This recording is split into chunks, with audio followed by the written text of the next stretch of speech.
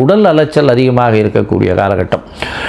முயற்சிகளில் வெற்றி பெறக்கூடிய வாய்ப்புகள் நிச்சயமாக உண்டு. எதிர்பாலினத்தவர் மூலியமாக நல்ல ஒரு ஏற்றம் இருக்கும். அதை தவிர பார்ட்னர்ஷிப் பிஸ்னஸில் சற்று பின்னடைவு, செலவுகள் அதிகமாக இருக்கும். இன்வெஸ்ட்மெண்ட் அதிகமாக போட வேண்டிய காலகட்டமாக அமைய போகிறது.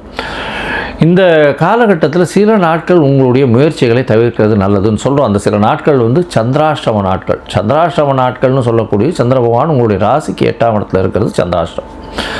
சரி, இந்த சந்திராஷ்டமத்தின் பொழுது எந்தெந்த நாட்கள் வருது அப்படின்னு பார்த்தீங்கன்னா 5/5/2026 7/5/2026 வரலும் உண்டான நாட்கள். இந்த நாட்களில் புதிய முயற்சி வேண்டாம், வெளியூர் வெளிமாநில பிரயாணம் வேண்டாம்னு சொல்கிறோம்.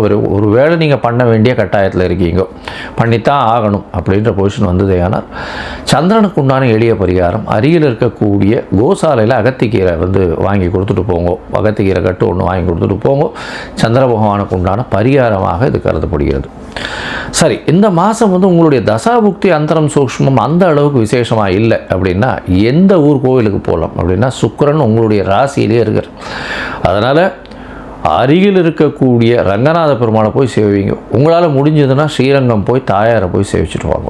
உங்களுக்கு எல்லா விதமான வெற்றியும், எடுத்த காரியங்கள் எடுத்த இடத்தில் நிச்சயமாக நடக்கக்கூடிய காலகட்டமாக இந்த மாதம் அமையும்.